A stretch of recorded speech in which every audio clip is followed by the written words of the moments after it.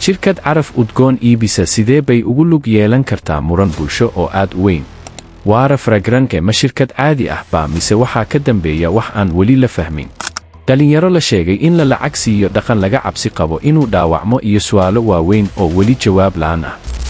Maanta waxaan si qoto dheer u baaraynaa arrintan. Ku soo dhawaada channelkan halka aan ku falanqayno arrimaha ugu xasaasisan bulshada.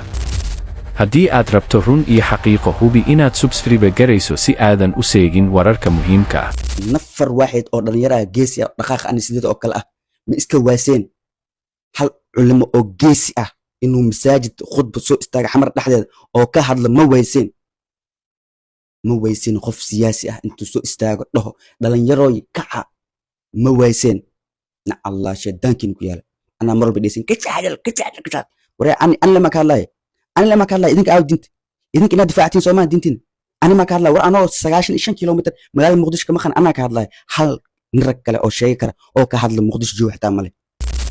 qaybta hal waa maxay Waara Fragranke? Waara Fragranke waa shirkad la sheegay inay ka shaqayso iibinta carafyada iyo alaabaha udgoonka.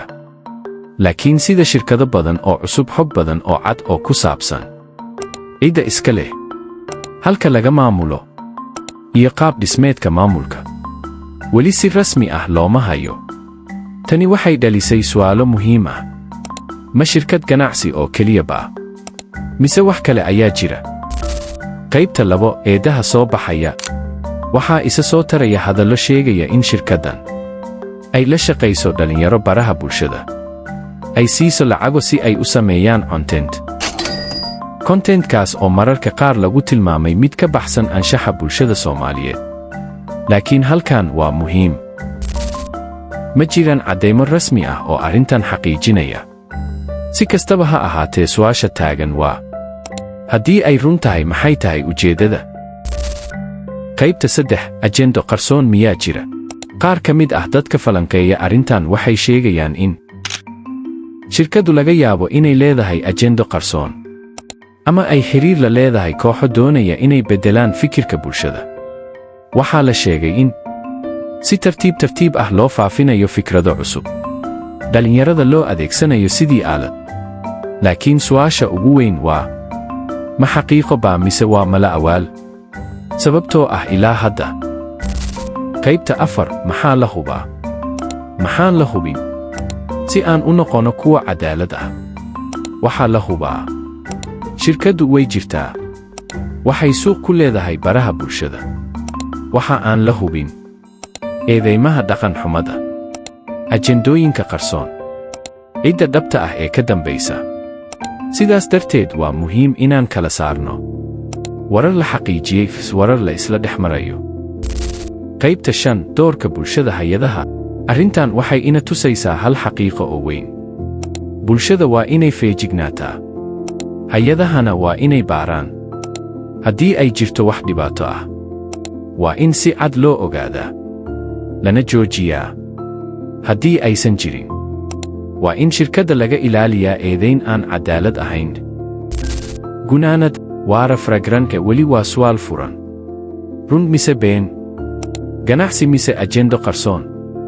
Jawaabta dhabta ah waxay u baahan tahay baaritaan dhab ah, caddayn iyo daahfurnaan. Adiga maxaad ka aaminsan tahay arrintan?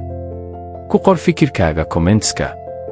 Ha iloobin like, subscribe, share, si runta loo gaaro. dad dhigleedin dowladda federaalka hadaysan waxba ka qabaninin arrintan, waxba aysan ka qabaninin, annaga wax ka qabanino. Kacdoon shacab isku diyaariya, diintaada difaac. na Allah shaydaanka ku yaal. Xoogaan idin hayaa. Xogtaasi waxay ka mid tahay dharkan halkee laga keenay marka hore.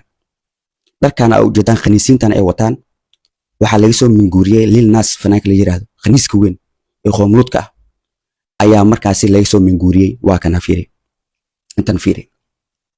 Haddaba dharkan khaniisiintan ay wataan ma ahan dharka ragga ay qaataan, waa dharka ay dumarka ay qaataan. waxaana ku garan kartaa, waxaan u furan buufka ayaa u furan. ninka dhalinyarada ay ragga ah markuu xalfada uga qayb galayo buufkiisa ma furo. buufka waxaa furan naagaha iyo khaniisiinta. ma ihaysa labadana waa laba khaniis. Ashraf iyo qooqaaga muuqaalo ayaa kusoo sameeyey. qooqaaga qaranka iyo Umar Oscar la qor, ama Ashraf iyo Umar Oscar la qor, asaa kuu soo baxaya waaya haddaba geedka gadaal oo yani oo ujiidayo waxaa loogu talagalay qolooyinka shaydaanka caabuda haddaa aragteen filmaanta vampireka oo kale ah laadiriinta shaydaaminta ah waxay wataan marinka oo sidaan camal u dheer dhulka jiidaya ayay wataan laadiriinta filmaanta ajanti waa fiirstaan ku leeyahay okay waa dad ilmunaati ah labadaani qooqaaga qaranka jirkiisu ka ganacsadaa waa idin sheegay ashrafna waa idin sheegay mas-uuluu ka yahay dalaal waaye lacag fara badan ayuu ku qaataa futadiisa inuu iibiyo iyo dhammaan wixii khaniisa magaalada muqdisho joogaan iyo gabarba oo iibiyaa maxaa ku soo haray waxaa ku soo haray marka gabadhaani oo nasiib u yeelatay in ay xijka ay aado ay soo cimriso maanta ay dobi bil aadan ay wadataa oo munaafiq hadhi karnaa gabadhaan dhacdooyin la yaab leh ayaa ku arkaysaa xalfadaha hotman oo ah gabar lesbian ah waatana idan sidoo kale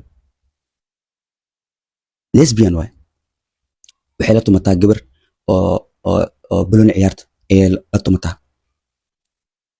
misfane gabadhaani oo cimrada aaday oo eyga dubi bilaadanka ee jijiidaysa waa calaamad kale reer galbeed oo dhaqan xumo ah intee ka imaad gabadhaani intee ka imaaday who is she mal yaqaan nan waay unknown waay 700,000 ay ku haystaa Florida maxay si qabatay waaya haddaba shacabka ku nool caasimadda war waa idin dhameeyaan xog waa haysatiin oo dhammaystira indhihiina macallin idin ah dowladda federaalka haddaysan waxba ay ka qaban karin isku diyaaray kacdoon shacab dadkan xamar inaan anaga ka saarno hal isku diyaariyo sharci cusub anagaa degsanayna madaxweynaha Senegal ma naga fiican oo dinkii kaniisnimo lagu arko 10 sano xabsi baarlamaanka ansixiyeen anaga naga fiican isku diyaariyo kacdoon shacab isku diyaariyo anani hogaaminaa haddii dowladda kuwaan ay soo xiri weyso ay mudankooda marsiin weyso ee anaga nala tusi waayo dhalinyaro isku diyaariya kacdoon shacab oo aan ku badbaadinayno diinteena iyo sharafteena ninkii dhig leh maalintaas aan arko in islaama